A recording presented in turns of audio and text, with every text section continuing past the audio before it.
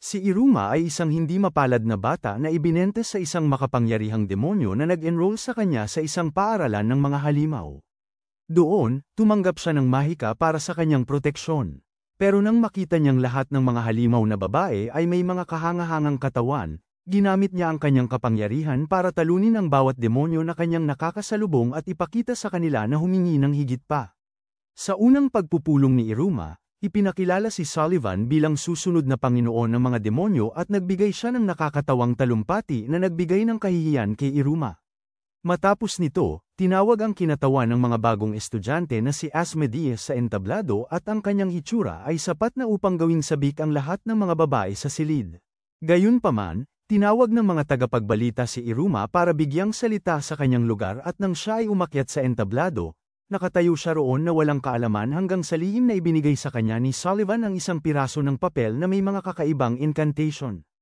Habang binabasa niya ang mga salita, biglang nagpanik ang lahat sa paligid at nang matapos siya, isa sa mga guro ang nagsabi sa kanya na isinambit niya ang isang ipinagbabawal na spell na makakapagpabagsak sa kanyang katawan kung mali ang pagkakasabi niya. Mula ang guro na purihin siya at nang tanungin niya kung ano ang kayang gawin ng spell, sinabi ng guro na ito ay makakapagpigil sa kanyang madapa at mahulog sa buong araw. Pagkatapos, pumunta si Iruma sa likod ng paaralan kung saan siya hinamon ni Asmodeus sa isang duel dahil sa pagkainggit na nakuha ni Iruma ang atensyon. Nang nagsimula ang labanan, nagpasabog si Asmodeus ng mga apoy na atake kay Iruma, pero nakaiwas si Iruma sa lahat ng ito sa pamamagitan ng pagtalon-talon tulad ng unggoy. Ang dahilan kung bakit nagawa ito ni Iruma ay dahil sa kanyang malas na pagkatalo sa mundo ng tao kaya siya ay naging bihasa sa pag-iwas sa mga mapanganib na bagay at ang kakaibang kakayahang ito ay tinawag na Overwhelming Crisis Evasion Capability.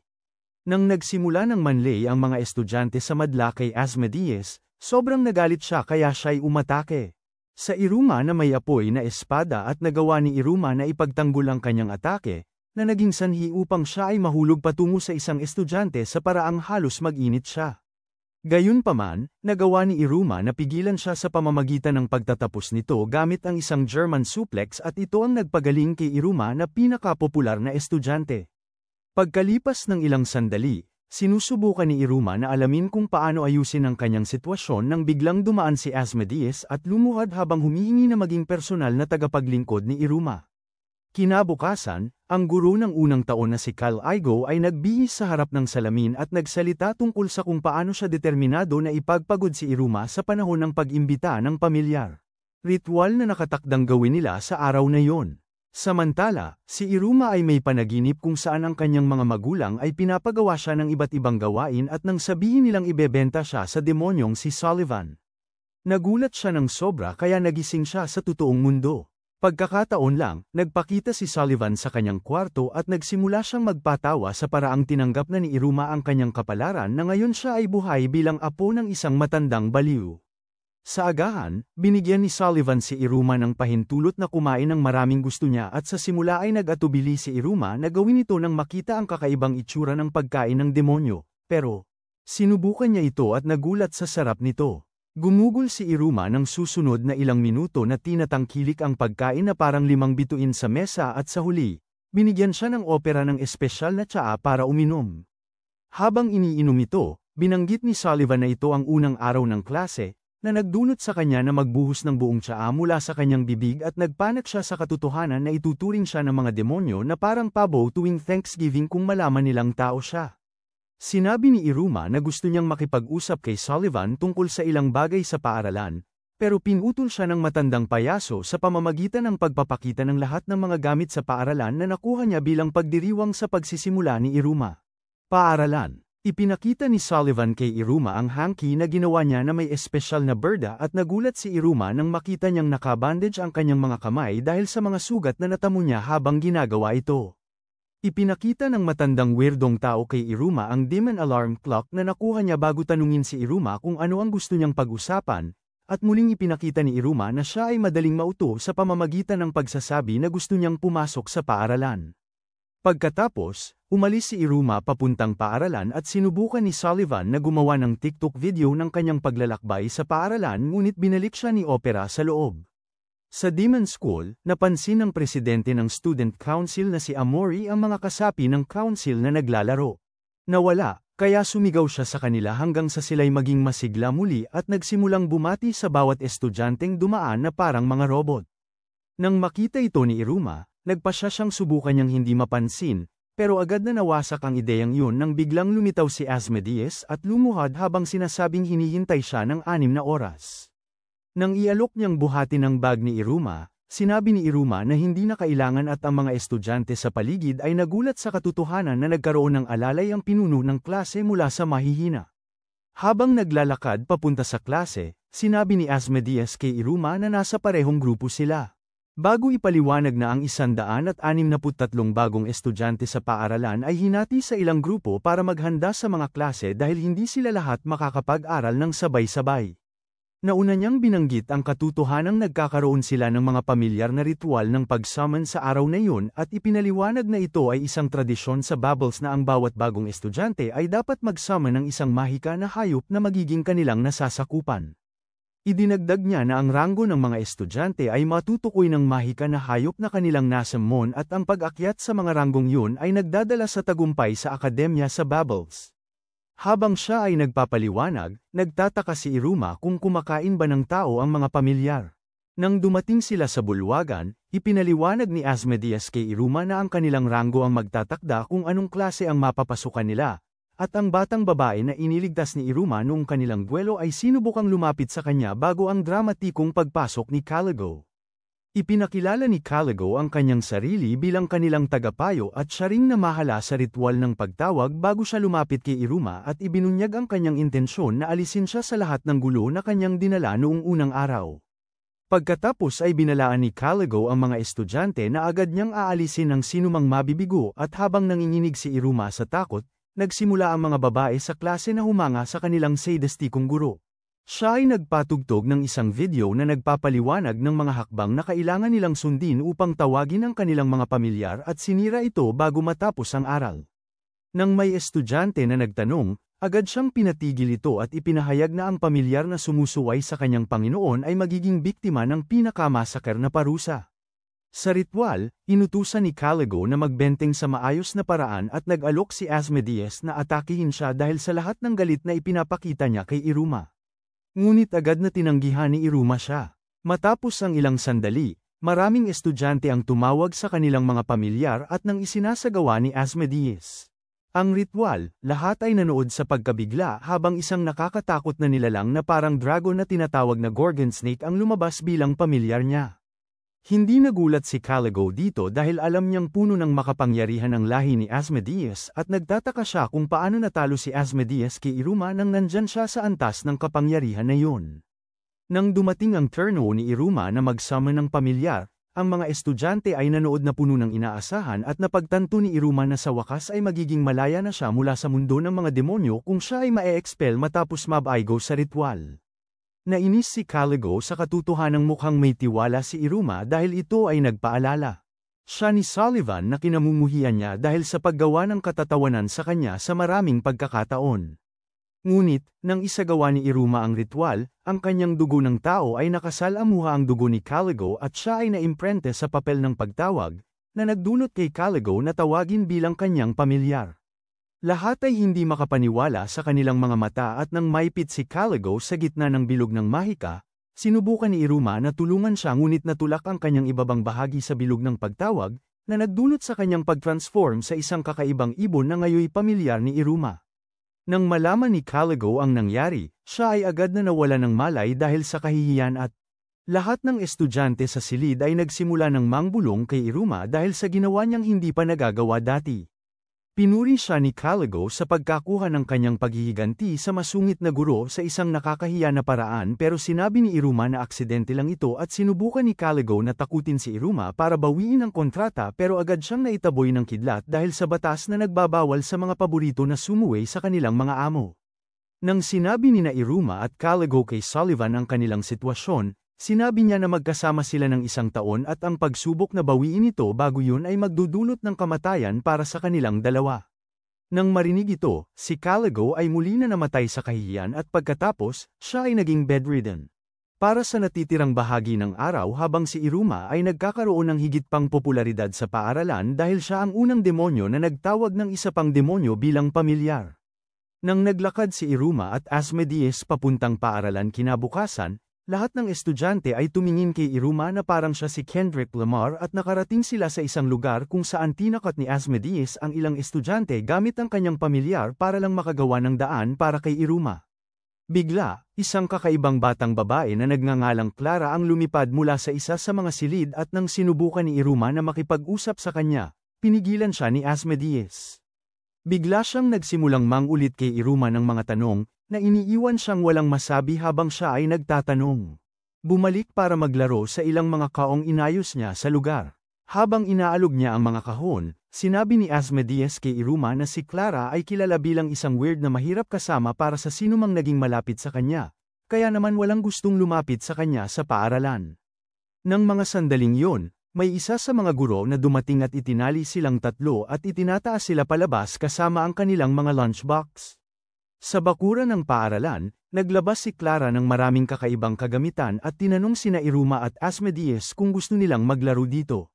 Sinabi ni Asmodeus kay Iruma na kailangan nilang tumakbo, pero pagkatapos ay ipinakita ni Clara kay Iruma ang isang drawing ng puno. Pinilit niyang manatili siya. Muli, ipinakita ni Iruma na may puso siyang gawa sa jelly nang umakto siyang parang aso at puno para sa kanya. At pagkatapos, humingi siya kay Asmodeus na gumanap sa kanyang nakakatawang drama, pero agad itong tumanggi. Gayunpaman, nang sinabi ni Iruma na sumali, agad siyang pumayag at nagsimula ng mag-roleplay kasama nila. Nag-ukit sila ng ilang oras sa muling pagbibigay kahulugan sa bawat filler art mula sa One Piece at ang kanilang oras ng laro ay nagsanhi kay Iruma na makapasok sa isang silid na may maraming kandado kaysa sa National Treasury, na nagbigay sa kanya ng pagdududa kung ano ang nasa loob ng silid. Matapos maglaro ng Blue Lock Football kasama si Clara, pagod na sina Iruma at Asmodeus. Kumuha siya ng mga merienda para sa kanila mula sa isang kakaibang pouch na suot niya. Nang tanungin ni Iruma kung ano ang pouch, sinabi niyang ito ay espesyal na kakayahan ng kanilang pamilya na nagbibigay daan sa kanya na magpakita ng kahit ano na nakita na niya. Nang mga sandaling yun, may estudyanteng nagngangalang Yokai na dumating kasama ang dalawa niyang kaibigan at nang tinawag niya si Clara, nagmadali siyang makipaglaro sa kanya. Pinatong ni Yokai ang kamay niya sa ulo ni Clara habang tinatanong siya kung mayroon na siyang bagong mga amo at naguluhan si Iruma sa tanong na yon. Tanong niya kay Clara kung pwede siyang humingi ng juice, kaya lumikha si Clara ng juice gamit ang kanyang pouch at ibinigay ito kay Yokai at sa mga kaibigan nito na nagtatawa sa kanya habang sila umalis. Pagkatapos nilang umalis, tinanong ni Iruma si Clara kung sino sila, at sinabi ng airhead sa kanya na palagi siyang nagbibigay sa kanila ng mga bagay kapag humihingi sila at kung paano siya pinapagawa ng mga pinaka-nakakahiya na bagay dahil masyado siyang tanga para tumanggi.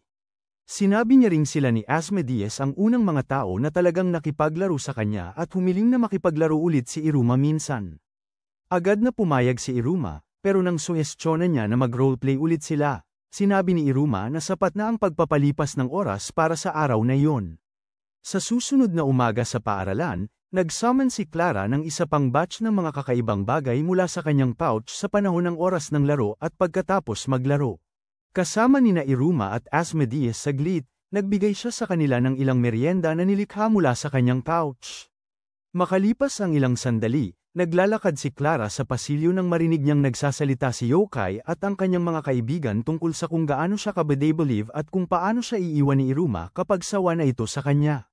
Habang nakikinig, sinabi niya sa mababang tono na alam na niya yun, at pagkatapos ay naglakad siya pabalik sa palaruan kung saan siya nag-jump scare kay Iruma. Gumawa siya ng maraming merienda at laruan mula sa kanyang pouch habang humihingi kay Iruma na makipaglaro muli, pero sinabi ni Iruma na ayaw niya. Bago pa makapagsalita si Iruma, biglang umiyak si Clara habang nagsasalita tungkol sa kung paano napagod na ang lahat sa kanya at hindi na siya nilalaruan.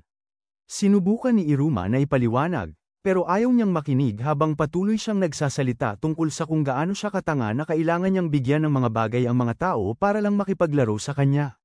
Kaya tumigil si Iruma at hinawakan ang kanyang kamay at sinabi na gusto niyang makipaglaro sa kanya kahit wala ang mga bagay na iyon. Ang mga salita niya ay nag-iwan kay Clara na walang masabi at mas lalo pa siyang sinabihan na masaya siyang nakikipaglaro sa kanya. Itinuloy niya ang kanyang talumpati tungkol sa kapatidang pagkakaibigan sa pamamagitan ng pagsasabi na nagustuhan niya ang katotohanang palagi siyang sobrang palaban at tinanong siya kung makikipaglaro siya ulit sa kanya. Ito ay nagpasaya kay Clara at nagbigay kulay sa kanyang mukha habang siya ay biglang tumalon-talon na parang unggoy at masiglang sinabing ito ang unang pagkakataon na may nagsabi sa kanya ng mga salitang iyon. Nang mga oras na iyon, dumating si Yakai at humingi muli ng inumin at sinubukan ni Iruma na pigilan siya na lumapit sa kanila. Ngunit sinabi ni Clara na may pilyang ngiti na tingnan kung ano ang gagawin niya. Pagkatapos, pinagsama niya si Yakai sa lupa gamit ang isang vending machine na nilikha niya at sinabi sa kanya na makakakuha siya ng lahat ng inuming nais niya mula dito kung magbabayad siya. Makalipas ang ilang oras, dumating si Asmodeus at sinabi kay Iruma na matagumpay niyang pinahinto sina Yakai at ang kanyang grupo sa panggulo kay Clara. Ngunit napansin ni Iruma ang ilang mga paso sa kanyang kasuotan, na nagpakita na marami siyang ginawa kaysa sa pag-uusap lang. Nang lumabas si Iruma sa kanyang bahay kinabukasan, nakita niya na sina Clara at Asmodeus ay naghihintay sa kanyang gate at sinabi ni Sullivan na siya ay natuwa sa katotohanan na nakagawa siya ng mga bagong kaibigan. Gayunpaman, sinabi ni Iruma na hindi siya sigurado kung sila ay mga kaibigan dahil hindi niya alam kung ano ang tunay nilang nararamdaman sa kanya at pagkatapos ay nagtanong siya kung okay lang na maging magkaibigan ang mga demonyo at tao. Sa kanilang daan papuntang paaralan, iminungkahi ni Asmodeus na pumunta sila sa cafeteria dahil wala silang tiyak na plano para sa araw at si Iruma ay kinakabahan dahil dati, siya ay isang talunan na walang kakayahang makagawa ng mga kaibigan. Nang nakarating sila sa cafeteria, tumitig na silang lahat sa napakalaking menu at nang tinanong ni Iruma ang tungkol sa ilang mga simbolo na nakatalaga sa bawat hanay ng pagkain, ipinaliwanag ni Asmodeus na ang pagkain na maaari nilang i-order sa Babel ay nakadepende sa kanilang ranggo. Nang umupo na si Iruma at ang kanyang mga kasama para kumain, bigla silang napuno ng iba't ibang pagkain at nang tinanong ni Asmodeus ang mga tagapaglingkod tungkol dito, sinabi nilang ito ay mula sa isang grupo ng mga estudyanteng may kakaibang hitsura na nag-order ng 50 servings para sa kanila. Handang gawing lechon ni Asmodeus ang mga pangit na pilyo, ngunit bago siya makapagtanong kay Iruma para sa pahintulot. Ang asul na buhok na bobo ay natapos na ang lahat ng pagkain sa kanilang mesa. Matapos ang ilang karagdagang order mula kay Iruma, natamba ang chef dahil sa pagod at noon, may staff member na nagtatrabaho sa bookstore na hinayla si Clara palabas at ipinaliwanag na ang kanyang kakayahang ulitin ang mga bagay na nakita niya ay katumbas ng pagnanakaw. Pumasok si Cal Igo sa silid at nag-umpisa siyang pagsabihan ng lahat hanggang sa makabangga siya kay Iruma. Binwarned ni Cal Igo si Iruma na huwag maging mayabang dahil na-tame niya siya at saka nagsimula si Clara na mangulit ng mga tanong tungkol sa kanilang master-servant na relasyon. Habang humahawak kay Cal Igo, nagbigay siya ng ilang tagubilin kay Iruma at nang sinunod ito ni Iruma, nag-transform si Cal Igo sa kanyang anyong ibon, na nagdulot sa kanya na pagtawanan nito. Bago makapag-undo si Iruma ng spell, pinalaya sila ng tagapagtinda para sa shoplifting at nang makalabas sila, nagbahagi ang Airhead Trio ng sorbetes habang ipinapahayag ang kanilang kagustuhan na maging nasa parehong klase. Tinanong ni Iruma kung maaari niyang tawagin silang mga kaibigan at nang kumilos sila na parang walang isip, napagtanto niyang wala silang kaalam-alam kung ano ang mga kaibigan. Matapos niyang ipaliwanag ang konsepto ng mga kaibigan sa kanila, nag-away sila kung sino ang pinakamahusay na kaibigan ni Iruma at umaasa si Iruma na manatiling masaya ang kanilang samahan habang sila ay umuusad. Samantala, nagkaroon ng pulong ang mga guro sa Bubbles at nagpasya si Sullivan na si Iruma, Clara at Asmodeus ay ilalagay sa misfit class para sa problema. Mga bata, kinabukasan ng umaga, natapos ni Iruma ang pagkain ng 10 na halaga ng pagkain ng mga sumo bilang agahan at sinabi ni Sullivan sa kanya na inilagay siya sa isang espesyal na klase sa paaralan bilang paraan ng pagtupad sa kanyang hangarin na manatiling bilang isang background na karakter. Nang marinig nila si Clara at Asmodeus na hinihintay siya sa gate, ibinulgar ni Sullivan na inilagay din niya sila sa misfit class at nagtataka si Iruma kung ano talaga ang misfits class. Sa kanilang daan papuntang paaralan, ibinahagi ni Iruma ang magandang balita sa kanyang mga kaibigan at sinabi rin sa kanila na ang misfits class na inilagay sila ay isang klase na puno ng mga pasaway. Sinabi ni Asmodeus na okay lang siya basta't magkasama sila sa parehong klase. At pagkatapos ay tinanong niya si Iruma kung bakit lagi siyang naglalakad papuntang paaralan imbes na lumipad. Bilang sagot, Tinanong ni Iruma kung kayang lumipad nina Asmodeus at Clara at sumagot si Asmodeus na lahat ng demonyo ay kayang lumipad bago naisip na ang ginagawa ni Iruma ay nag-eensayo ng kanyang mga binti. Pagkatapos, pumunta sila sa isang gusali na tinatawag na First Year Tower at habang naglalakad sila sa pasilyo, nakita nila ang isang kakaibang nagniningning na arrow na sinabi ni Asmodeus na nilaan para gabayan ang honor student na si Iruma papunta sa kanyang klase. Habang sinusundan nila ang arrow, napansin ni Iruma na ang paaralan ay parang isang karaniwang paaralan at nagsimula siyang mag-expect sa karanasan dahil ang mga magulang niya sa mundo ng tao ay hindi.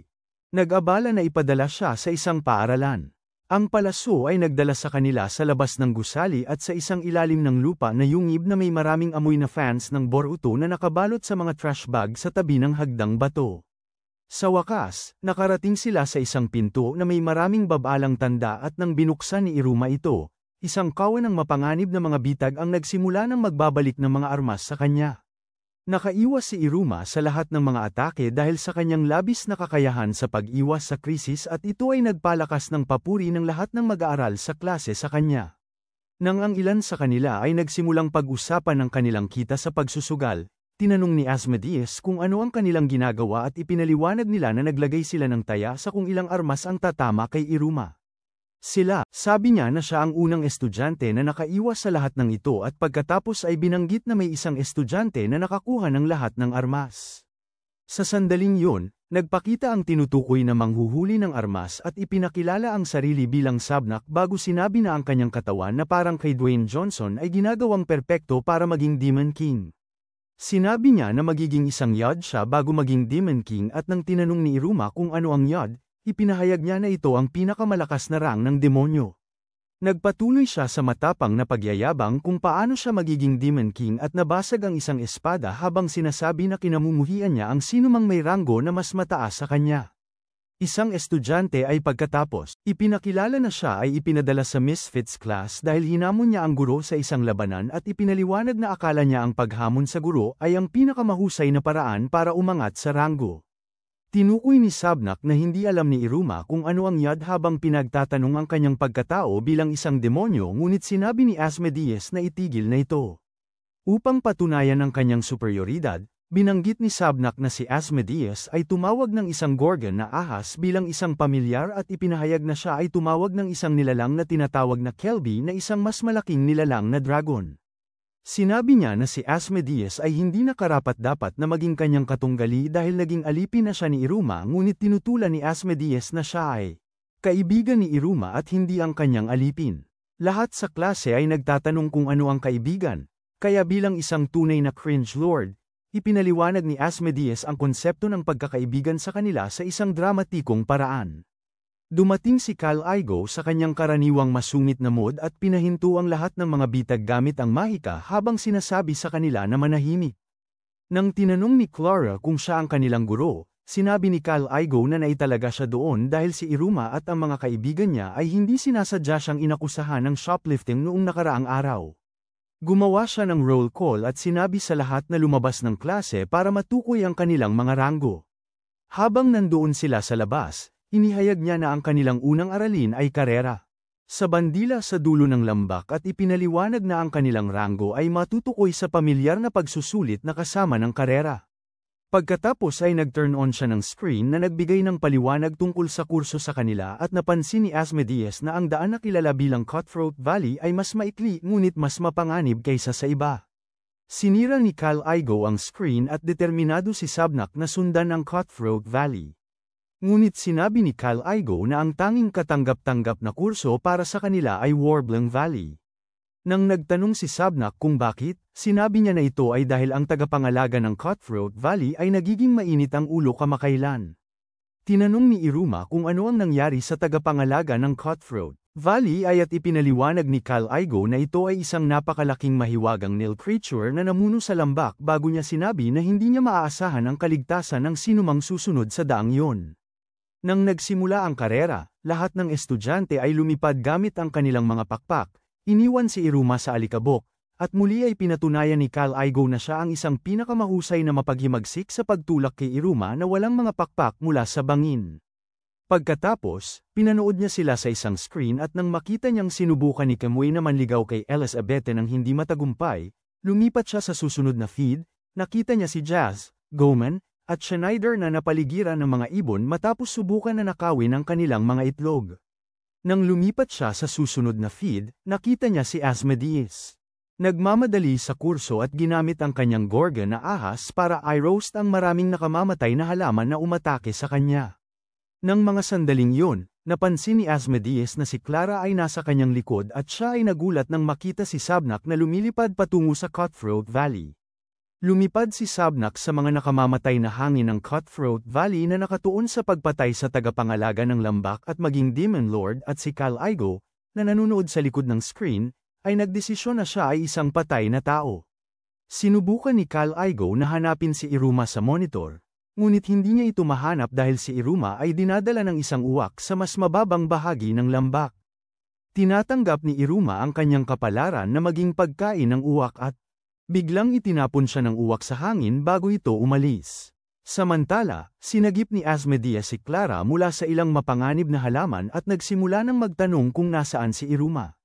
Sa huli, nahulaan niyang pinili ni Iruma na dumaan sa Cutthroat Valley kasama si Sabnak pero si Iruma ay talagang itinapon sa harap ng isang higanteng nilalang na ibon na napansin niyang may sugat. Para kalmayan ang nilalang, ipinakita ni Iruma kung paano niya balak ayusin ito, at nang siya'y malapit ng takpan ng sugat ng halimaw, tumulo ang kanyang dugo sa sugat, dahilan upang ito'y tuluyang gumaling. Dito siya nagkapansin na ang dugo ng tao ay may kapanghil ng mga demonyo na naging napakahalaga nila at noong sandaling iyon, itinapon ng halimaw si Iruma sa kanyang likod at lumipad palayo kasama siya. Samantala, si Sabnak ay pinapalutang ng guardian ng Cutthroat Valley at naisip niya na maaari na itong maging katapusan ng kanyang paglalakbay. Habang lumilipad ang halimaw, nagpanik si Iruma dahil sa bilis ng ibon at nagtataka siya kung dadalhin ba siya nito diretso sa layunin. Ngunit nakita niya ang ilang mga babala sa lugar na nagpapanik sa kanya dahil naisip niyang baka ang ibon ay nagdadala sa kanya patungo sa kanyang libingan sa halip.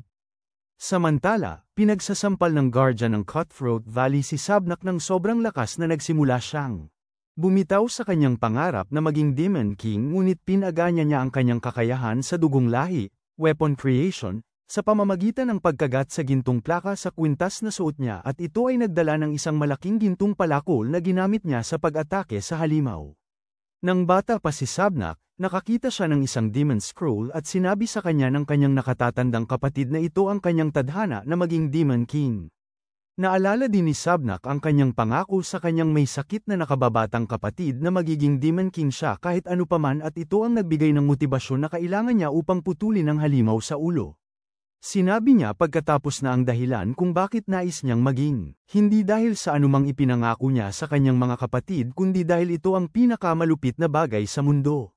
Nagbuhos siya ng iba pang kalokohan tungkol sa kung paano niya gustong maging Ultimate Giga Chad bago kagatin ang pilak na plaka sa kanyang kwintas upang ipatawag ang pilak na tibak na ginamit niya sa pag-atake muli sa halimaw. Kinopya niya lahat ng galaw ni Astes ngunit itinaboy ng halimaw ang kanyang tibak at muling pinabagsak siya. Sa sahig, naaalala niya kung paano niya pinapanood ang kanyang kapatid na ginagamit ang kanyang mga sandata at sinabi niyang tumanggi siyang maging isang pangkaraniwang demonyo na hindi kailanman nagsusumikap na maging mas mabuti. Tumayo ulit si Sabnak at sinabing isa sa katuparan niya ang kanyang layunin hanggang sa wakas at eksakto nang ang guardian ay handang ilabas ang huling suntok. Lumitaw si Uruma sa harap niya, nang huminto ang atake ng guardian. Nagtaka sina Uruma at Sabnak pero nakita nila na ang ibon na nilapitan ni Uruma ay nagsasalita sa guardian. Nang tanungin ni Sabnak kung anong ginagawa ni Uruma doon, sinabi ni Uruma na lumundag siya mula sa ibong halimaw na sinasakyan niya para iligtas siya. Napagtanto nila na ang ibon ay anak ng guardian ng Cutthroat Valley at sinabi ni Uruma sa guardian na ayos lang dahil gumaling na ang paa ng kanyang anak. Nang subukang umatake muli ni Sabnak sa mga ibon, sinabi ni Uruma na ibaba ang kanyang sandata. At nang makita ng tagapagbantay na sila ay walang armas, ito ay yumuko bilang pagpapahalaga kay Uruma. Samantala, dumating sina Asmodeus at Clara sa destinasyon at nang magtanong si Asmodeus tungkol kay Uruma, sinabi ni Caligo na siya ang unang nakarating sa layunin habang si Clara ang pangalawa. Ilang oras mamaya, Umabot ang lahat ng estudyante sa layunin maliban kay Uruma at Sabnak at tinanggal ni Caligo ang pangalan ni Uruma mula sa listahan batay sa palagay na siya ay patay na.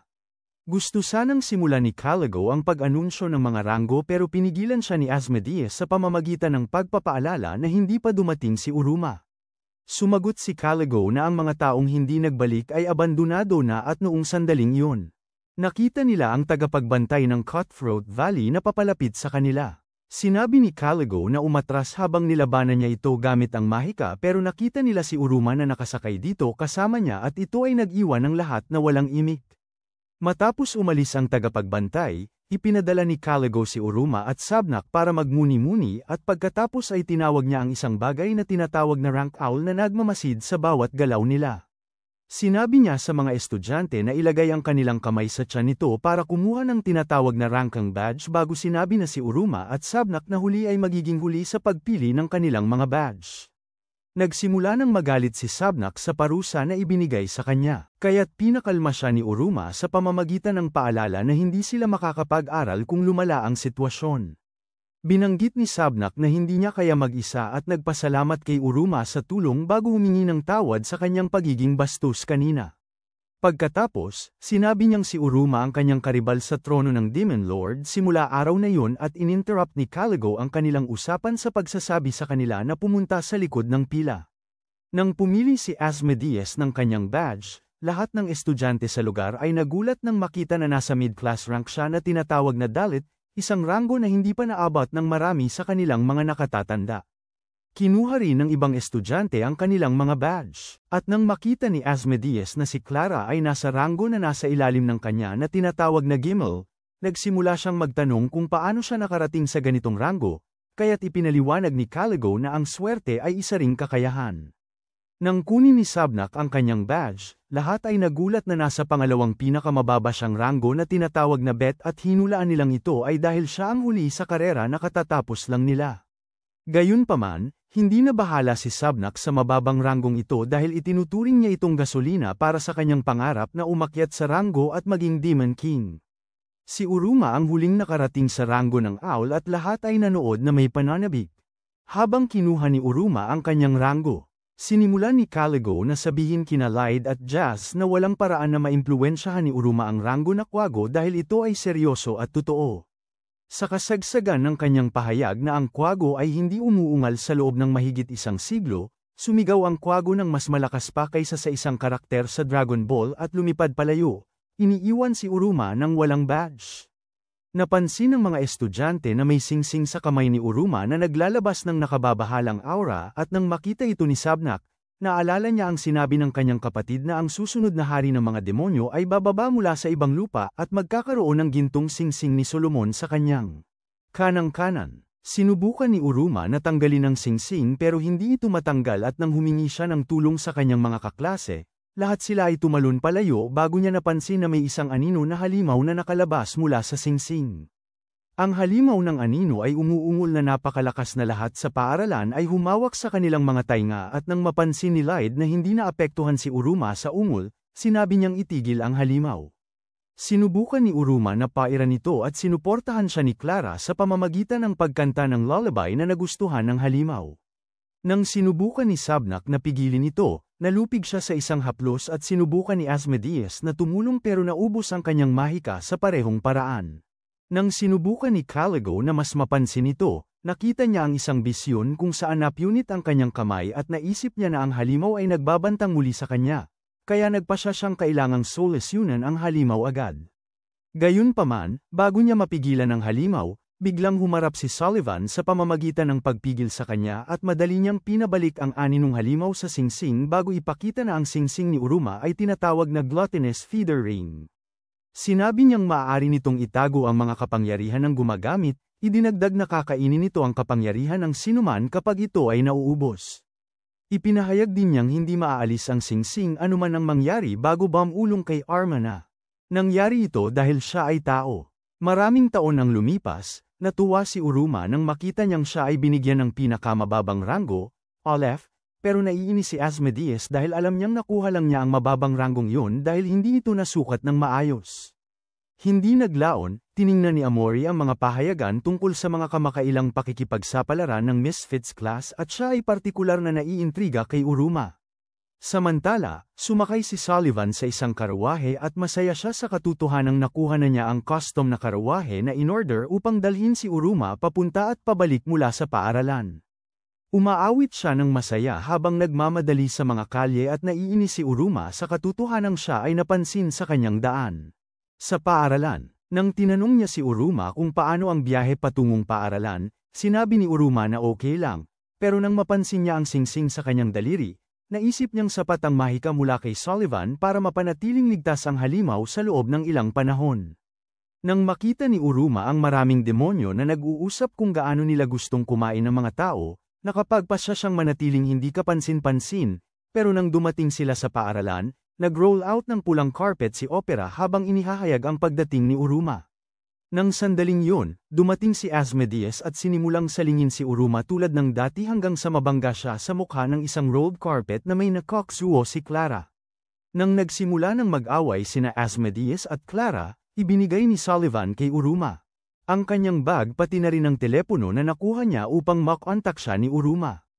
Gayunpaman, nawala si Uruma mula sa paningin ng matandang Hangul dahil hindi na niya kayang tiisin ang kahihiyan. Sa klase, isinagawa ni Cal Aigo ang roll call at pagkatapos ay ipinaalam kay Uruma na magsisimula siyang magklase sa ibang guro simula araw na yun bago siya binalaan na iwasan ang matigas ang ulo na asal tulad ng hindi pagsagot kapag tinatawag ang kanyang pangalan. Pagkatapos, may sidilang glance si Cal Aigo kay Sabnak habang sinabi niyang dapat din nilang iwasan ang mga Hangul na kilos at saka sinabi sa lahat na pumunta sa class tower. Pagkatapos, si Uruma at ang kanyang mga kaklase, dumalo sa ilang mga lektura kasama ang iba't ibang guro at sa huli ay pumunta sila sa Tore ng Botanika kung saan inanunsyo ng guro na si Suzy na matututo sila tungkol sa tinatawag na diabotany. Sinabi niya na gagamit sila ng mahiwagang upang gumawa ng mga bulaklak na mamukadkad at nagpakita siya ng isang demonstrasyon sa pamamagitan ng pagsasambit ng isang spell sa isang maliit na usbong na nagpalaki dito sa isang maganda at bulaklak.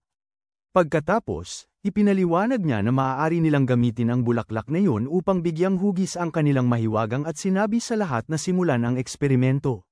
Sinubukan ni Pacero at Kamui na palakihin ang kanilang mga halaman, pero walang nangyari kaya ipinaliwanag ni Suzy na kailangan nilang isipin kung ano ang nais nilang itsura ng bulaklak sa kanilang isip bago nila bigkasan ang spell.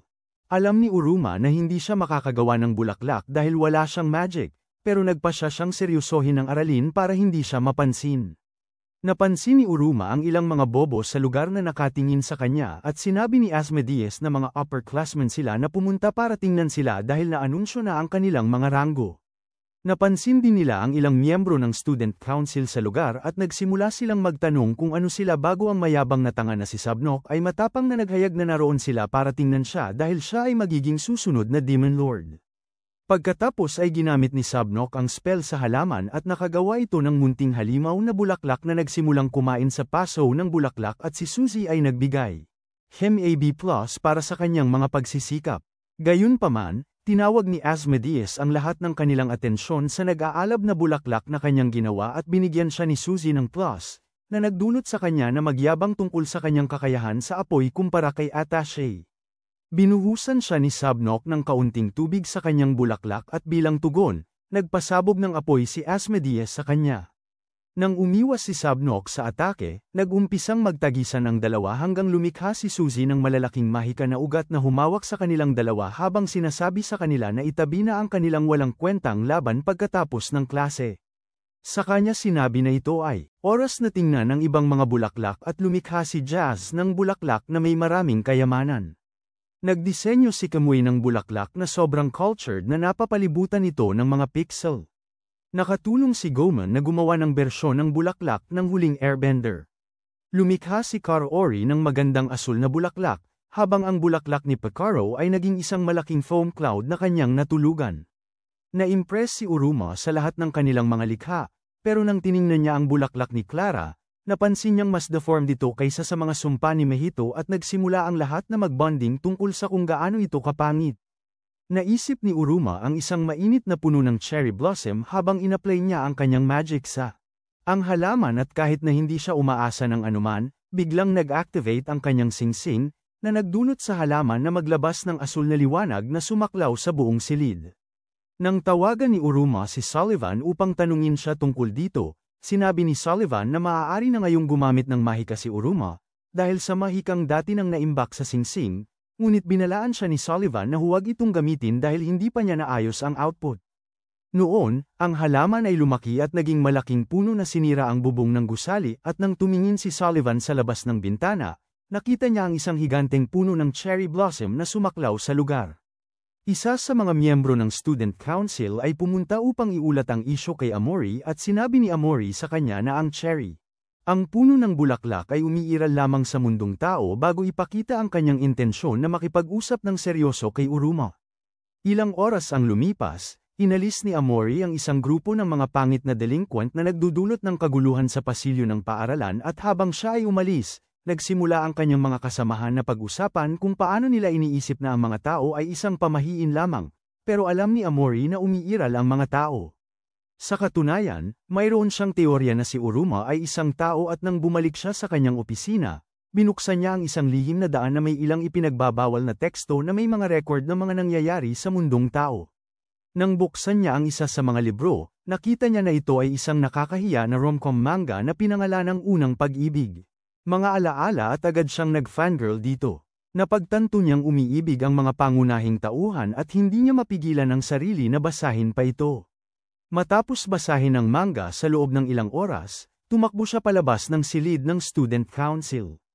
Samantala, ang ilang mga janitor ng paaralan ay matagumpay na napaniwala si Uruma na sumang-ayon na maglinis para sa kanila. Pero sa oras na handa na siyang magsimula, sinunog ni Asmodeus ang tambak ng mga basurahan para sa kanya. Sa puntong yun, dumating din si Clara na may dalang basura at natapilok siya sa isang bato, na nagdulot ng pagkalat ng basura sa kanila. Pagkatapos ay sumigaw si Asmodeus sa kanya na umuwi na at sinabi ni Uruma na umuwi na rin siya habang inilalagay ang mga gamit sa paglilinis. Mga kasangkapan. Sa kanyang daan patungo sa imbakan ng mga kasangkapan sa paglilinis, nahulog siya kay Amory sa pasilyo at nang iniabot niya ang kanyang kamay upang tulungan siya, naalala niya ang isang katulad na eksena mula sa kanyang manga, na naging dahilan ng kanyang puso na pumasok sa labis na tibok. Tinanong niya si Uruma ng pangalan niya at nang sinabi niya ito, hinawakan niya ang kanyang mukha at napagtanto niyang siya ay tiyak na tao. Habang nakatingin si Uruma sa kanyang galit na mukha, nagtanong siya kung anong uri ng gulo ang pinasok niya at nagpasya si Amory na kalmayin ang sarili dahil alam niyang magkakaroon ng malawakang takot kung may malaman ng sinuman na mayroong ay isang tao sa ilalim ng lupa. Nagpasya siyang makipag-ugnayan sa kanyang ama na pinuno ng Demon Security Police upang maaresto si Uruma at maipadala sa tamang pasilidad dahil sa pakiramdam niyang responsibilidad niya bilang Pangulo ng Student Council na linisin ang anumang nakakagambala sa kapayapaan ng paaralan. Akala ni Uruma na talagang galit siya dahil sa pagkakasalubong nila, kaya sinubukan niyang humingi ng tawad pero pinutol siya nito bago siya nakapagsalita dahil akala niya ay sinusubukan siyang ligawan tulad ng lalaki sa kanyang manga. Nakita niya siya bilang mapanganib na tao at nagpasya siyang hindi palampasin ang anumang galaw na kanyang ginawa, kaya nang yumuko siya upang humingi ng tawad. Kopya niya ang galaw niya. Lumikha ito ng awkward na sitwasyon sa pagitan nila at ang isip ni Amory ay nasa mababaw na isip habang iniisip niyang sinusubukan niyang hawakan ang mga kamay niya para mapaligaya siya. Nang sandaling yun, nahulog ang mangga ni Amory mula sa bulsa niya at agad itong kinuha ni Uruma at sinimulang tingnan. Ipinahayag niya kung gaano niya kagusto ang manga na yun pero alam niyang siya ay talagang isang asistante sa manga na yun habang siya ay nasa mundong tao. Halos tawagin ni Amory siya na tao pero nang binasa niya ang isang eksena mula sa manga, nagulat si Amory na kaya niyang intindihin ang mga salita mula sa kanyang tinawag na pinagbabawal na mga teksto. Tinanong ni Uruma kung paano niya nakuha ang isang kopya ng manga at nahulog na siya sa kanyang sikreto sa isa pang handal na tanong bago siya ininterrupt ni Amory na humiling sa kanyang basahin ang ilang dialogo ng manga para sa kanya. Pagkatapos niyang basahin ito, dindragged siya ni Amory sa kanyang opisina at inisip ni Uruma na mawawasak ang kanyang mga marbles, pero nang dumating sila roon, nag-set up siya ng tea party at sinabi sa kanya na basahin ang manga ng malakas para sa kanya. Napagtanto ni Uruma na hinihingi niya ito dahil hindi makabasa ng wika ng tao ang mga demonyo, pero naramdaman niyang ang pagbasang yun ay maglalantad ng kanyang pagkatao sa kanya. Gayunpaman, hindi kayang tumanggi ni Uruma sa isang kahilingan kahit para protektahan ang kanyang sariling lihim, kaya nang hilingin sa kanya ni Amori na basahin ito, agad siyang napilit. Nagbasa siya hanggang sa punto na tinanong ng pangunahing lalaki ang pangunahing babae para sa isang date, na nagpasimula kay Amori na tanungin siya kung ano ang isang date. Matapos ipaliwanag kung ano ang date sa kanya, ipagpatuloy ni Uruma ang pagbasa at si Amori ay nag-enjoy habang nakikinig sa kanya hanggang sa matapos ang volume. Napansin ni Uruma na sobrang dilim na sa labas at natanggap niya ang halos 1,000,000 missed calls mula kay Grandpa Sullivan. Biglang kinuha ni Amori ang kanyang telepono at nilagyan ng kanyang numero bago siya sabihin na pumunta siya sa kanyang opisina tuwing siya ay tumawag sa kanya. Idinagdag niya na dapat siyang mag-isa nang hindi sinasabi sa kahit sino at sa kanya sa wakas ipinakilala ang kanyang sarili sa kanya. Habang naglalakad pa uwi si Uruma, nalito siya sa karanasang nakuha niya sa kay Amori, pero napagtanto niyang nasiyahan siya sa pagbabasa ng manga.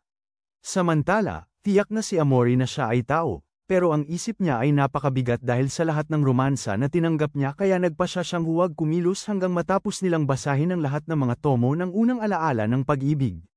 Nang sumunod na gabi, nakatanggap si Uruma ng mensahe mula kay Asmodeus na nagsasabi na gustong makipag-usap sa kanya ng Pangulo ng Student Council at nagtataka siya kung may problema siya dahil wala siyang ideya na ang Pangulo ay totoong kaibigan niyang otako na si Amori.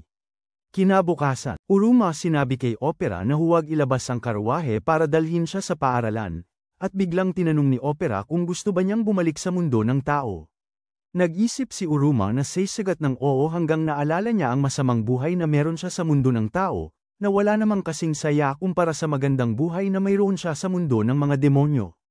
Naging sanhi ito ng mental na krisis para kay Uruma habang iniisip kung talagang gusto ba niyang bumalik sa mundo ng tao at sinabi ni Opera na posible niyang mabalik sa mundo ng tao kung makapagtatapos siya na may mataas na ranggo. Pinayuhan siya ni Opera na palakasin ang kanyang determinasyon bago sinabi na si Sullivan ay nagdadala ng ang karwahe para sa kanya, na nagdulot sa kanya na tumakbo ng mas mabilis pa sa bullet train upang makatagpo ang kanyang mga kaibigan. Sa paaralan, hindi pa rin makapagpasya si Uruma kung nais ba niyang bumalik sa mundong tao at si Amori ay nagsimulang mag-isip tungkol sa tamang paraan upang tawagin si Uruma upang makita siya.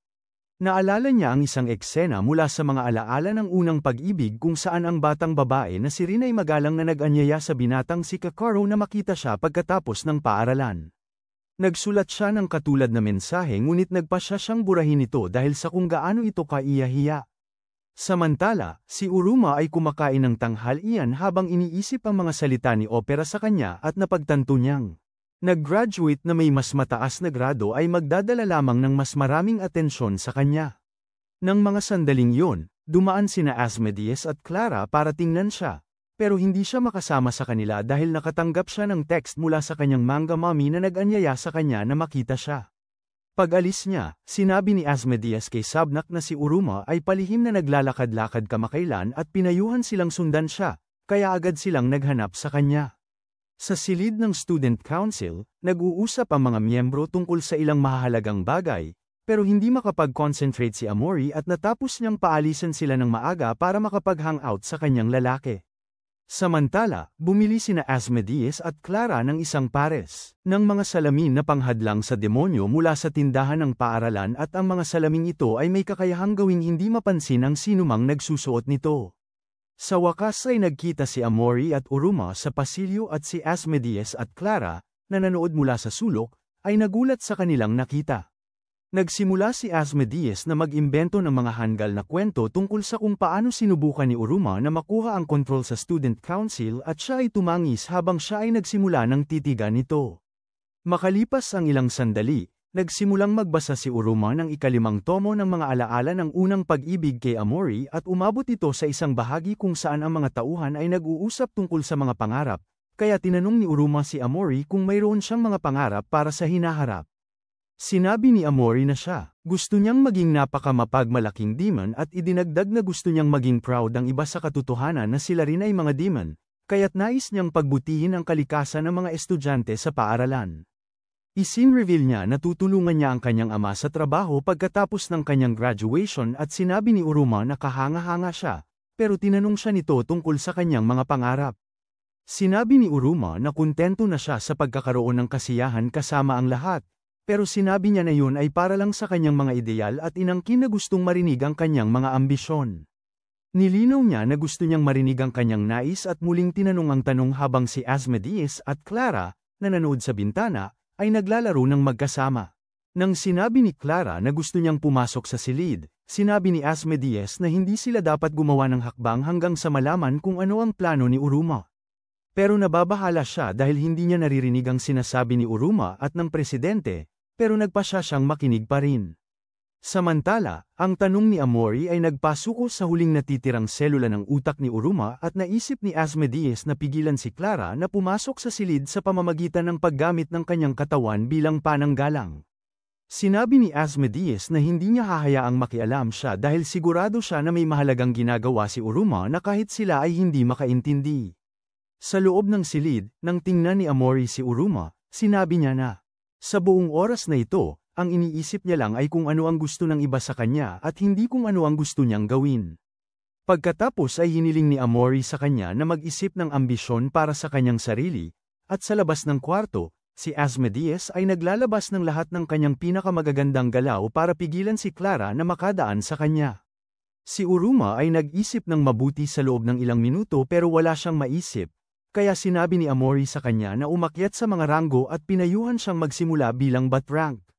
Biglang sumabog ang pinto at humingi ng tawad si Asmodeus sa kanila bago ipaliwanag na ginamit ni Clara ang kanyang bangkay para makadaan sa kanya. Agad na itinago ni Amori ang manga at hinihila ni Clara si Uruma palabas ng kwarto. Habang sila ay sa labas, sinabi ni Amori kay Uruma na maghihintay siya sa kanya para tumayo sa kanyang tabi kapag umakyat siya sa ranggo at ito ay nakasilent siya. Nang gabing yun, si Uruma ay nakahiga sa kama na iniisip kung paano ang pag-akyat sa ranggo ay nangangahulugang pag-stand out at nangyari sa kanya na wala nang saysay ang umakyat sa ranggo dahil siya ay tao. Kinaumagahan, si Clara ay nakabalandra sa balikat ni Sabnok at tinanong siya kung paano niya maibabalik si Uruma mula sa mga kamay ng pulang buhok na mangkukulam. Sinabi ni Sabnok na kailangan niyang akitin siya gamit ang kanyang pambabaing alindog at pagkatapos ay nagsalita ng isang pahina mula sa isang libro tungkol sa kung paano maging Demon King na nagsasabing kung may kinuha sa'yo, dapat mong kunin. Bumalik gamit ang mga charms para balutin siya sa daliri mo. Sa klase, tiningnan ni Uruma ang mga opsyon para sa elective courses at napili niya ang classroom lectures dahil ito ang wala siyang kailangang ipakita. Nang ipinaliwanag niya ang dahilan, nagpasya si Asmodeus na piliin din ang parehong opsyon. Gayunpaman, nang tingnan nila ang form ni Clara, nakita nilang pinili niya ang seduction class at ito ay nagpasabog ng gulat sa lahat kasi alam nilang ang S-grade na masamang karakter na namumuno sa klase na yon, si Rain, ay alam ang lahat ng paraan para gawing mainit ang mga babae para mapasubo ang mga lalaki. Nang tanungin ni Asmodeus kung anong plano niya, nag-aasaran sila ng kaunti bago sinabi ni Clara kay Uruma na gagawin niyang ma-in-love sa kanya. Noong araw ng klase sa seduction, nagpakilala si Rain sa mga estudyante bago sinabi sa kanila na ang mga succubay ay pwedeng magbago ng kanilang anyo upang umangkop sa mga gusto ng kanilang biktima. Sinabi niya na ang pinakamahalagang bagay ay ang pakiligin ng mga lalaki gamit ang mga teknik na ituturo niya. Noong sandaling yun, napansin nila si Kamway sa kanilang klase kaya't itinapon siya ni Rain bago ginamit ang isang teknik ng succubus na nakapagpapaalam kung gaano kaastig ang kanyang mga estudyante. Ngunit nang suriin niya si Clara, nagulat siya sa katotohanan na ang airhead na babae ay may 2% lang. Pagkatapos ay binigyan niya si Clara ng maraming espesyal na aklat at sinabi niyang mayroon siyang. Mukha siyang nakakatawa. Habang naglalakad siya papunta kay Uruma, naiisip niya kung paano kaya siya magiging kaakit-akit. Pero sa halip na magmukhang sexy, parang clown ang dating niya. Nagpanggap siyang seryoso habang hinahawakan ang dulo ng costume niya, pero nahulog ang lepel.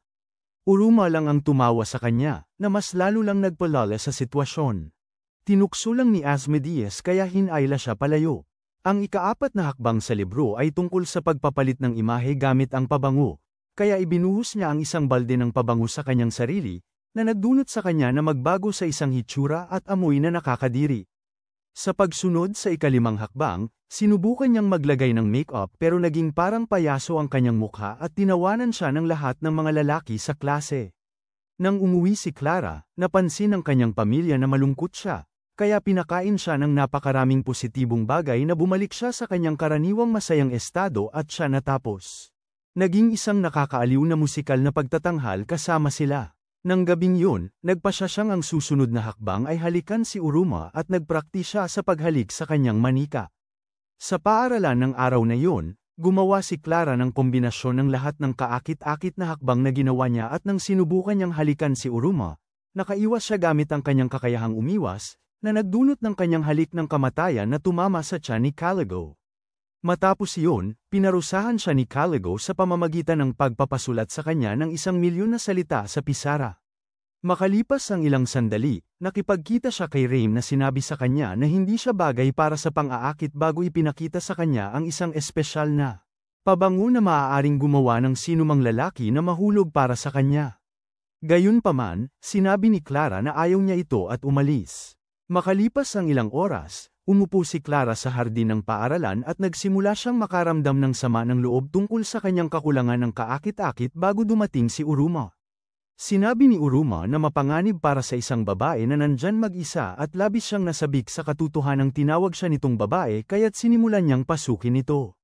Sa isang mainit na ngiti, sinabi niya na gagawin niyang mahulog muli siya para sa kanya at weird na pinabilis nito ang tibok ng puso ni Uruma. Habang tumatakbo siya kasama siya, namangha si Raim na makita na ang kanyang rate ng kasikatan. Umakyat ng 10%. Nang sumunod na umaga, nakipagkita si Uruma kay Asmodeus sa dining hall at sinabi niyang gusto niyang umakyat ng ranggo. Sinabi ni Uruma na sa kasalukuyan, nais niyang umakyat mula Aleph Phobet at hiniling kay Asmodeus na ipakita sa kanya kung paano itaas ang kanyang ranggo. Biglang umiyak si Asmodeus dahil sa lahat ng oras na yun inisip niyang walang interes si Uruma sa ranggo at naalala ang katotohanan na ang ranggo ni Uruma ay itinuturing na hindi masukat matapos niyang gawing alaga ang tagapagbantay ng Cutthroat Valley. Alam niyang hindi maihahambing si Uruma sa karaniwang mga demonyo ngunit naramdaman niyang ito ay mali para sa mga gago sa kapangyarihan na ilagay siya sa pinakamababang ranggo sa lupon. Sinabi niya kay Uruma na hindi rin siya nasisiyahan nang si Uruma ay inilagay sa ranggo ng Aleph at sinabi kay Uruma na kailangan nilang simulan ang kanilang bagong misyon para sa pag-upgrade ng ranggo agad. Malakas na inihayag ni Asmodeus na magiging yad si Uruma at mamumuno sa Demon Realm, na naging sanhi ng pagkaloka ng lahat sa gusali. Gayunpaman, sinabi ni Uruma na ayos lang sa kanya na umakyat lang sa ranggo ng Bet at inisip ni Semp King Asmodeus na nag-iisip siya ng isang master plan na kasing taas ng Aizen para umakyat sa tuktok, kaya humingi siya ng tawad kay Uruma. Sa pagiging mababaw na isip. Pagkatapos, inihayag ni Asmodeus sa masa na si Uruma ay maghahanda upang umangat sa ranggo ng Bet at nag-alala ang tagahanga ni Uruma na si Aiko na ang paglipat niya ay nangangahulugang hindi na sila magkakaroon ng parehong ranggo. Ilang oras ang lumipas, dinala ni Asmodeus si Uruma at Clara sa ilalim ng lupa ng Bubbles at agad na nagsimula si Clara na maglaro. Noon, inihayag ni Asmodeus na ang tanging paraan para umangat si Uruma sa kanyang ranggo ay ang makakuha ng magagandang grado sa periodic rank promotion exams na meron sila sa klase at sinabi na ang susunod na pagsusulit para sa promosyon ay sa loob ng 1 linggo. Siya, ipinahayag na sa panahon ng eksaminasyon, susubukin sila sa isang bagay na tinatawag na Execution Cannonball. Nang tanungin ni Uruma kung ano ito, ipinaliwanag niya na ang Execution Cannonball ay isang pagsubok na ginamit upang pigilin ang biglaang pagsabog ng mga demonyo na nag-aaway para sa mga teritoryo at sa kaganapang ito. Gumagamit sila ng mga sandatang tinatawag na kaiman na may napakalaking ngipin na kayang pumutol ng kanilang mga target. Sinabi niya na ang unang pumasok sa kastilyo ng kaaway at nagtanggal ng lahat sa loob ay idedeklarang panalo at si Uruma ay nakaramdam ng takot sa kaganapang ito. Pagkatapos ay sinabi ni Asmodeus na dahil sa dami ng mga nasawi, gumagamit na ng mga espesyal na dodgeball ang paaralan sa halip na kaiman. At idinagdag na ang mga tinamaan ng bola ay mawawala ng laban. Sinabi rin niya na ang mga pinauwi sa larangan ay makakabalik sa sandaling tamaan nila ang kaaway gamit ang bola at pagkatapos ay hiniling niya kay Clara na gumawa ng ilang sinumpang mga puppet na maaari nilang paglaruan. Nang ginawa niya ang mga sinumpang puppet, ginugol nila ang susunod na ilang oras sa pag-eensayo at sa wakas ay naisip ni Uruma na ang laro ay basically dodgeball. Nagsimula siyang maging kumpiyansa tungkol sa kanyang pagkakataong makapasa. Ngunit bigla na lang may isang supercharged na bola na lumipad sa harap ng kanyang mukha at tumama sa pader sa tapat niya. Nang tumingin siya pabalik, nakita niyang sumali na si Sabnak sa kasiyahan at hindi nagtagal ay sumama na ang natitirang misfits. Dumating ang klase para makipaglaro sa kanila din. Nang matapos ang sabnak, naglabas siya ng malakas na tira kay Goman, ngunit ginamit ni Goman ang isang wind slash para hatiin ang bola sa dalawa, nasanhi ng isa sa mga piraso na pumunta kay Karori, habang ang isa ay pumunta kay Paisro. Tinanggal ni Karori ang isa sa mga ice moves ni Todoroki upang harangin ang kanyang bahagi ng bola, habang hinarang ni Paisro ang kanyang bahagi gamit ang earthbending magic. Pagkatapos, nagpalabas si Sabnak ng sunod-sunod na mga supercharged na tira at ang buong laro ay naging sobrang magulo na si Uruma ay nagsimulang sumuko sa kanyang layuning umakyat sa ranggo. Sinabi ni Asmodeus sa kanya na kailangan niyang mag-ensayo ng higit pa at pagkatapos ay iminungkahi na pag-usapan niya ang bagay na ito kay Sullivan. Nang dumating si Uruma sa opisina ni Sullivan, ginamit ni Sullivan ang nakakagulat na seryosong tono habang tinanong si Uruma tungkol sa pagsasanay na gusto niya at sa klase. Naiinis si Cal Igo sa katotohanan na hindi naroroon ang lahat ng misfits sa klase. Sa panahon ng pagsasanay ni Uruma, tinanong ni Sullivan siya na itama ang kanyang dodgeball sa isang higanteng bato at pagkatapos ay binigyan siya ng ilang karagdagang tagubilin sa kung paano ihanay ang kanyang katawan.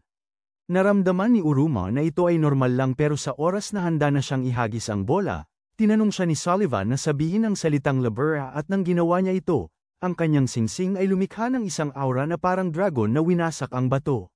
Nagsabi si Sullivan na tapos na ang kanyang pagsasanay dahil kaya na niyang tambakan ang kanyang mga kaklase, pero sinabi ni Uruma na parang panlilin lang ang paggamit ng kapangyarihan ni Sullivan. Sinabi ni Uruma na gusto niyang gawin ito sa kanyang sarili nang hindi gumagamit ng magic at sumagot si Sullivan na mahirap yun para sa kanya. Naglagay si Sullivan ng kaunting magic sa mga kamay ni Uruma habang nagpapaliwanag na pinatatatag niya ang mga kamay ni Uruma upang makuha niya ang mga atake ng mga gumagamit ng magic, kaya mapapagana niya ang patas na laban. Pagkatapos, sinabi ni Sullivan na aalis na siya at bago siya umalis, inilagda niya si Opera ng mga siwa sa pagsasanay ni Uruma sa dodgeball. Nang magsimula ang pagsasanay, sinimula ni Opera na maghataw ng mga dodgeball kay Uruma at nang nagawang iwasan ni Uruma ang lahat ng iyon. Pinuri niya ang kakayahan ni Uruma sa pag-iwas bago sinabi na hindi siya makakapag-iwas kung nais niyang makamit ang mas mataas na ranggo. Sinabi niya kay Uruma na subukang hulihin ang bola bago ipagpatuloy ang sunod-sunod na mga tira ng dodgeball at sa oras na natapos sila, ubos na ang lakas ni Uruma. Nang gabing yun, nakaupo si Uruma sa kanyang kama at nakatanggap ng maraming mensahe mula kina Asmodeus at Clara na nagbigay inspirasyon sa kanya na magpatuloy at nagpasya siyang bigyan din ng update si Amori. Kinabukasan, pinanood ni Asmodeus at Clara habang nagpatuloy ang opera. Ang kanyang pagsasanay kasama sina Uruma at Opera ay ipinaliwanag na titigil ang bola kapag ito ay inaim sa mukha ni Uruma, na nagbibigay daan sa kanya para mahuli ito. Gayunpaman, hindi pa rin nahuli ni Uruma ang bola, kaya't sinabi ni Opera na mag-concentrate siya bago siya binigyan ng supercharged na bola. Patuloy na iwas si Uruma sa bola ng maraming beses hanggang sa isang punto kung saan nakapagpabatid siya sa bola bago ito lumipad. Samantala, si Amori ay nakatayo sa tabi ng kanyang koleksyon ng manga at nagpasya siyang ipahinto ang kanilang pagbabasa hanggang matapos si Uruma sa kanyang pagsasanay. Kasabay niyon, nagsagawa si Uruma ng ilang pisikal na workouts habang nakatuon sa ideya ng paghuhuli ng bola at pagkatapos ay siya. Sinimulan niyang ipasok ang mukha niya sa isang malaking bahagi ng pagkain. Nang subukan ni Asmodeus na ibigay sa kanya ang tubig, napansin niyang puno ng pasa ang mga kamay ni Uruma at ipinaliwanag ni Uruma na dahil sa bola na laging tumatama sa kanyang kamay dahil sa pagsasanay ni Opera. Matapos kumain, nag-train si Uruma kasama ang kanyang mga kaibigan at pagkatapos ay umuwi para matulog. Nang tanungin ni Sullivan si Opera kung paano ang pagsasanay, sinabi ni Opera na hindi pa siya nakakakuha ng bola, pero sinabi rin na si Uruma ay sobrang nag-e-enjoy araw-araw. Sa araw bago ang promotional exam, nag-focus si Uruma, at nang nag-dash si Opera sa kanya, sa wakas ay nakuha niya ang bola. Nang sumunod na gabi, nakatulog si Uruma kasama ang kanyang mga kaibigan sa ilalim ng puno at sinabi ni Opera kay Sullivan na handa na si Uruma para sa pagsusulit. Sa araw ng pagsusulit, kumain si Uruma ng kanyang karaniwang malaking almusal, at bilang payo, sinabi sa kanya ni Opera na ang takot ay ganap na kahihiyan para sa mga demonyo. Sinabi din niya kay Uruma na kailangan niyang maging mas matapang kahit natatakot sa pamamagitan ng paglikha ng kasiyahan mula sa kanyang takot. Nang dumating sina Asmodeus at Clot para sunduin si Uruma, Ini-address niya ang kanyang buhok at inihanda ang sarili para sa kakaibang paglalakbay. Sa paaralan, nag-imbita si Kyle Igo ng isang nakakasayang screen para ipaliwanag ang mga patakaran ng laro. At nang natapos ito, itinapon niya ito sa lupa at inannounce na ang kanilang pagtaas sa ranggo ay nakadepende sa koponan na mananalo sa laban pati na rin sa ranggo ng mga kalaban na kanilang matatamaan. Sabi niya, sila ay paghihiwalayin sa A-team, na magsusuot ng dilaw na pang-ibaba, at B-team, na magsusuot ng pulang pang-ibaba. Nagbigay si Asmodeus ng ilang salita ng pagpapasigla kay Uruma, pero nang isuot nila ang kanilang mga pang-ibaba, napagtanto nilang sila ay nasa magkahiwalay na mga koponan. Si Uruma ay nasa A-team, habang si Asmodeus ay kabilang sa team B. Napansin nito, nagsimula si Asmodeus na sumigaw kay Kyle Igo dahil sa pagsubok nitong sirain ang kanyang pagkakaibigan, pero ipinaliwanag ni Kyle Igo na hinati niya ito para sa tiyakin ang balanse sa kapangyarihan. Sinabi niya sa kanila na mag-line up at nagpa siya si Asmodeus na tulungan si Uruma mula sa kampo ng kaaway, pero nagtataka siya kung paano niya ito gagawin. Nang nagsimula ang laro, pinayuhan ni Light ang kanyang mga kakampi na huwag ihagis ang bola kay Uruma dahil hindi lang siya sapat na makapangyarihan upang talunin si Asmodeus, kundi isa rin siyang eksperto sa pag-iwas.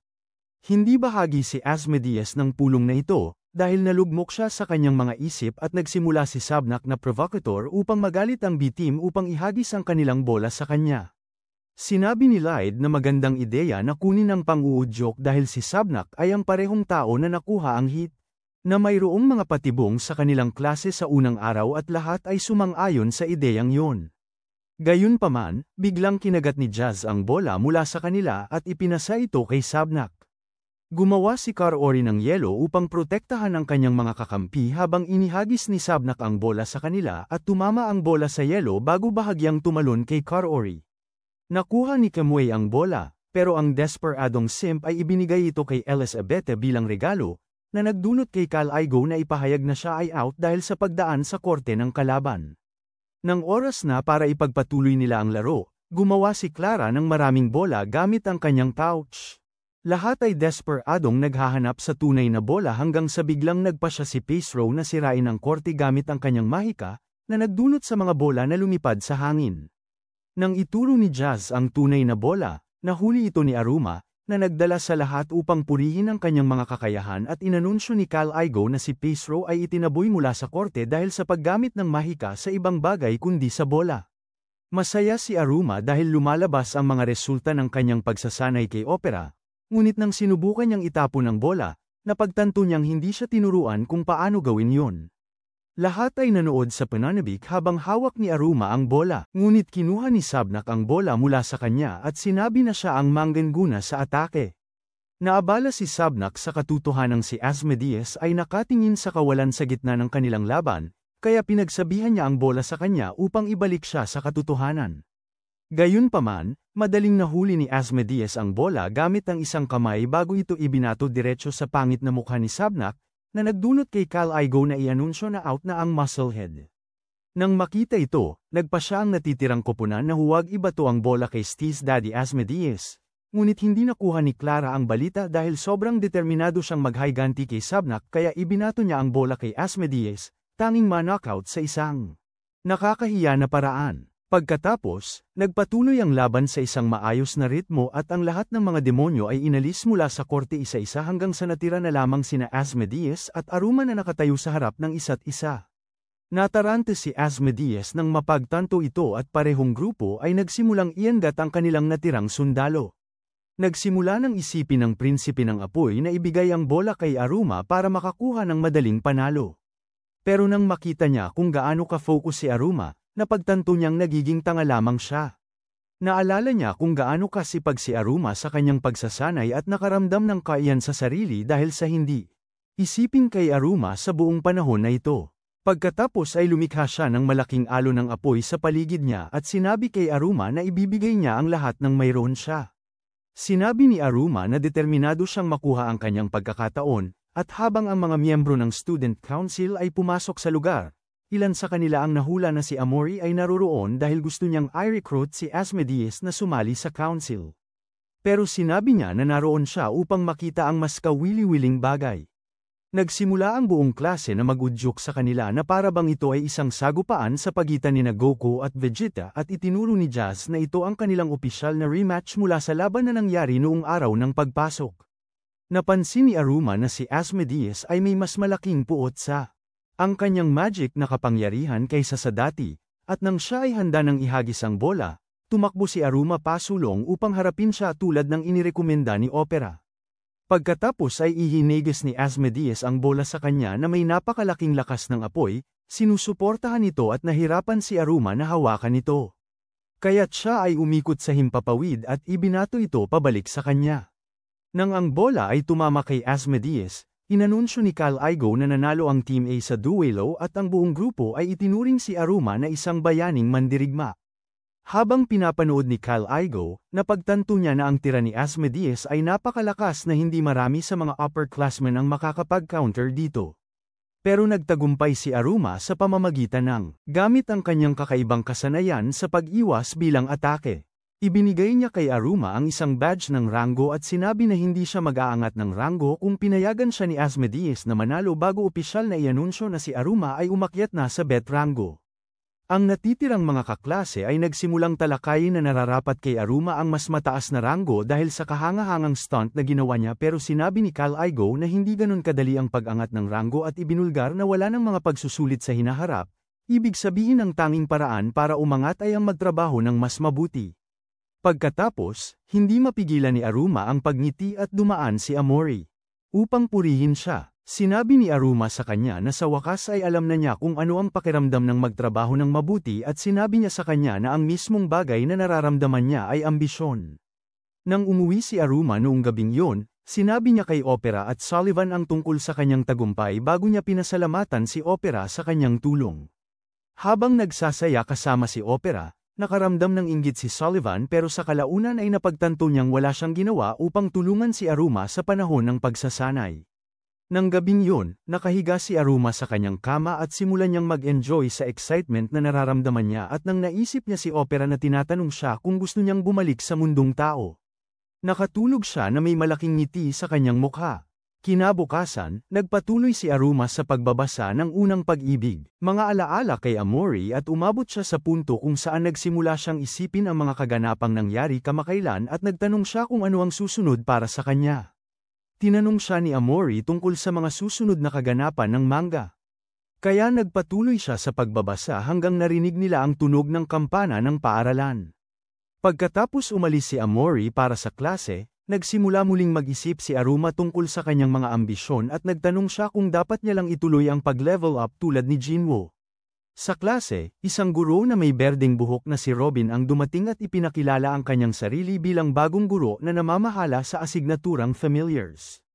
Ipinaliwanag niya na siya na-miss ang seremonya dahil abala siya sa pagbabasa ng mga light novel ng Ice Guy, at pagkatapos ay inamin niyang minsan ay sabog ang kanyang atensyon. Inanunsyo ni Robin na ang kanilang unang paksa ay ang pakikipag-ugnayan sa kanilang mga pamilyar, at agad na naisip ni Aruma na magiging mahirap ito para sa kanya. Dinala niya sila sa field at sinabi nilang magkakaroon sila ng espesyal na bonding time kasama ang kanilang mga pamilyar. Una niyang tinawag si Asmodeus at tinawag ni Asmodeus ang kanyang Gorgon na ahas na nag-iwan kay Robin na nagulat. Sa pagsisikap na hindi mapag-iwanan, tinawag ni Subnaught ang kanyang Kelby at talagang masayang-masaya sa tanawin ng kanilang mga paboritong nilalang. Nagharap si Asmodeus at Subnaught kung saan nagmamayabang sila tungkol sa kanilang mga paborito habang nag-aalaga ng aura, at di nagtagal sinabi ni Robin na oras na ni Clara upang ipakita ang kanyang paborito. Tinawag ni Clara ang isang nilalang na katulad ng dinosaur na tinatawag na Falfel, at namangha si Robin dahil alam niyang ito ay isang bihirang nilalang na ang mga salita at kilos ay isang kumpletong misteryo. Nagtaka siya kung paano niya ito napagtagumpayan, ngunit nang makita niyang tinatrato siya nito tulad ng alaga, napagtanto niyang hindi niya ito napagtagumpayan. Sa mga utos ng Falfel, pumunta siya sa tindahan ng paaralan upang umorder ng merienda, at nang bumalik siya, kumain sila ng magkasama, na nag-iwan ng. Si Robin ay naiintriga sa katotohanan na maaari silang makipag-usap ng walang salita. Tinawag ni Robin si Aruma para tawagin ang kanyang kaibigan. Ngunit sinabi ni Aruma na mamamatay siya kung tatawagin niya ang kanyang kaibigan. Bilang tugon, sinimulang istorbohin ni Robin si Aruma na ipakita sa kanya ang kanyang kaibigan at dahil hindi makatanggi si Aruma sa isang hiling, pumayag siyang tawagin ito. Samantala, iniulat ng isang guro kay Cal Igo na may isang estudyante na nagsabi na masyado siyang mahigpit sa kanila ngunit ang nakakatakot na tingin ni Cal Igo ay sapat na para papigilin siya. Pagkatapos, nagsimula si Cal Igo na magyabang tungkol sa tungkulin ng guro na tratuhin ang mga estudyante na parang basura nang bigla siyang nawala sa silid. Nagpakita si Cal Igo sa kanyang anyong ibon sa ang larangan at agad siyang nainis, kaya't humingi ng tawad si Aruma ng 1,000,000 beses para mapapayapa siya. Nang simulang haplasan siya ni Robin, sinubukan ni Cal Igo na saktan siya ngunit sa hindi sinasadyang nahampa ang kamay ni Aruma, na nagdulot ng kidlat upang parusahan siya sa pagsuway sa kanyang amot. Nagsimulang magmakaawa si Cal Igo kay Aruma na bawiin ang summoning spell, ngunit binanggit ni Robin ang mga salita ni Cal Igo sa patnubay ng guro na nagbabawal sa kanila na magbigay ng espesyal na pagbubukod sa panahon ng klase. Iminungkahi ni Elizabeth na sabihin kay Robin na ang pamilyar ay si Cal Igo ngunit pinangunahan at ang iba pang. Sinabi ng mga lalaki na hindi siya dapat dahil masyado silang nag-e-enjoy na pinapanood ang kanilang guro na nahihiya, makalipas ang ilang sandali. Sinabi ni Cal Igo kay Aruma na tumutol siya sa pagiging itinuturing na kanyang pamilyar, pero sinabi niya ring laban ito sa kanyang patakaran na guluhin ang proseso ng pagkatuto bago utusan si Aruma na makakuha lamang ng pinakamataas na marka sa mga klase ng pamilyar. Ipinaliwanag ni Cal Igo kay Aruma na ang summon ng isang master ay ganap at ang anyo at hugis ay naaapektuhan din ng kanyang master. Pinansin ni Cal Igo na ang nakakahiyang anyo na kinaroroonan niya ay dahil kay Aruma bago ipahayag na ang tanging pagkakataon na kailangan sumunod ang pamilyar sa kanyang master ay kapag ito ay sinummon. Just then, isinagis ni Robin ang isang master familiar na session sa pagtalon ng frisbee at sinubukan ni Aruma na tumanggi. Pero nang sabihin ni Robin na wala siyang ibang choice kundi bawasan ang score ni Aruma kung hindi siya sasali, pumayag si Aruma at Cal Igo. Nang tumalon si Aruma ng frisbee, nag-aatubili si Cal Igo na kunin ito habang tinutokso siya ng mga estudyante, at nang ibalik niya ito kay Aruma, iminungkahi ni Robin na mag-high five sila. Nang ginawa nila ito, pinagawa ni Robin sila ng iba pang nakakahiya pero masayang aktibidad na iniwan si Cal Igo sa kaguluhan nang matapos sila. Pagkatapos, humingi ng tawad si Aruma kay Cal Igo sa lahat ng abala na naidulot niya at nagtanong si Cal Igo sa kanya. Bakit hindi siya tinawag nang siya ay inaatake ng tagapangalaga ng Cutthroat Valley? Sabi ni Aruma ayaw niyang masaktan sila o ang tagapangalaga at naputol ang kanilang munting bonding session nang magsimula si Sabnok at Asmodeus na magingay. Sinubukan ni Robin na bigyan sila ng babala na huwag makipaglaban gamit ang kanilang mga paborito, pero sinabi nilang manahimik siya bago pinakawalan ang kanilang mga paborito sa isa't isa. Gayunpaman, nahulog ni Cal Igo ang parehong mga paborito nila bago pa lumalala ang sitwasyon at nagbigay siya ng sermon sa lahat, kasama si Robin, tungkol sa kung paano kailangang itaga ng mga Panginoon ang kanilang mga paborito upang hindi makasakit. Mga tao sa paligid nila. Sinabi niya na tanging si Aruma lang ang may tamang ideya tungkol dito at inutusan ng lahat na igalang ang kanilang mga kasama. Matapos ang utos na ito, lahat ay hinaplos ang kanilang mga kasama at pagkatapos, pinahirapan ni Cal Igo si Robin sa ilang nakakapagod na papel bilang parusa sa pagkahiya sa kanya. Ilang araw ang lumipas, si Aruma ay kumakain ng tanghalian kasama ang kanyang dalawang kaibigan nang mapansin niya na kakaunti ang mga first year sa cafeteria at pagkatapos ay may mga babae mula sa ibang klase na lumapit upang makipaglaro sa kanila hanggang narinig nila ang mga alarma ng paaralan na nagsimulang umingay ng malakas. Matapos umalis ang mga babae, nagtanong si Aruma kung bakit sila umalis ng mabilis. Kaya ipinaliwanag ni Asmodeus sa kanya na sila ay kabilang sa isang bagay. Tinawag na Battler, na isang grupo ng mga estudyante na may magkaparehong interes na nagtipon-tipon upang itaas ang kanilang ranggo. Ipinahayag din niya na mayroong grupong pagsusulit para sa promosyon na nakalaan para sa mga Battler at sinabi niyang posible ring itaas ang ranggo sa pamamagitan ng mga personal na achievement. Pagkatapos ay pinayuhan siya ni Asmodeus na sumali sa isang battler para makamit ang ranggong dalit at pumayag si Aruma. Nang sumunod, isang pulutong ng mga nakatataas na estudyante ang sumalakay sa silid upang i-recruit ang mga first year na sumali sa kanilang mga battler. Samantala, isang malaking grupo ng mga senior na miyembro ng battler ang naghintay sa labas ng unang taon. Thor at isang guro ang nag-anunsyo na dapat silang maging maingat sa ibang mga makikipaglaban habang sinusubukan nilang mag-recruit ng mga bagong first year na makikipaglaban. Itinapon niya ang mikropono at inanunsyo na nagsimula na ang rookie hunt, na nagdulot sa mga upperclassmen na demonyo na magsimula pumasok sa silid na may dala ng mga sandata. Ang mga nag-recruit ng makikipaglaban ay nagsimulang lumapit ng marahas sa mga estudyante at nang sinubukan ng isa sa kanila na humarap kay Aruma, tinakat siya ni Asmodeus gamit ang isang alon ng apoy. Bigla, may ilang upperclassmen na sinubukang i-recruit si Asmodeus pero tinanggihan niya sila sa isang matigas na paraan sa pamamagitan ng pagsunog sa kanilang mga flyer at paglikha ng malaking bilog ng apoy sa paligid niya para hindi na sila makalapit. Nang umalis sila, ipinaliwanag niya sa Aruma na ang rookie hunt ay pinahintulutan lamang ng 66 na minuto sa araw na yon. Ang pagbabawal sa panahon ng pagsubok ng mga battler ay tinanggal pagkatapos ng lunch break. Binanggit niya ang katotohanang ang ilang mga nakatatanda ay naging masyadong marahas sa kanilang recruitment at sinabing ang ring of fire sa paligid nila ay tiyak na magluluto ng sinumang susubok na lumapit sa kanila. Samantalang, isang grupo ng mga estudyante ang brutal na hinahatak sa iba't ibang battler at nagsimula ng matakot si Aruma pero sinabi ni Asmodeus na ayos lang ito dahil ang battler na namamahala sa pagkontrol ng mga sitwasyong yun, ang student council, ay nasa kaso. Biglang dumating ang student council sa isang stylish na paraan at si Aruma ay labis na nagulat nang siya. Napansin ni Aruma na si Amori ang pangulo kaya sumigaw siya ng malakas. Nang marinig ni Amori ang boses ni Aruma, nilapitan niya ito at inalok siya ng pagkakataong sumali sa Student Council Battler. Matapos nito, natapos ang rookie hunt at bumalik ang mga first year sa kanilang klase kung saan sinabi ni Caligo na ang susunod na 3 araw ay magiging battler trial period na magbibigay sa kanila ng pagkakataong pumili kung aling battler ang nais nilang salihan. Sinabi niya na ang pagpili ng battlers ay isang mahalagang desisyon na mahalaga para umangat sa ranggo at pinayuhan sila na huwag itong balewalain. Nagtanong si Aruma kung aling battler ang dapat niyang salihan at nagmungkahi si Asmodeus na tingnan nila ang iba't ibang mga nakikipaglaban sa paaralan pagkatapos ng klase. Pagkatapos ng klase, pumunta sina Aruma at ang grupo sa tower ng unang taon at dahil si Aruma ay madaling mauto, kumuha siya ng mga flyer mula sa bawat nakikipaglaban sa paligid, na nagdulot ng pagkabuhos ng kanyang kamay hanggang sa sinunog ni Asmodeus ang lahat ng papel hanggang sa abo.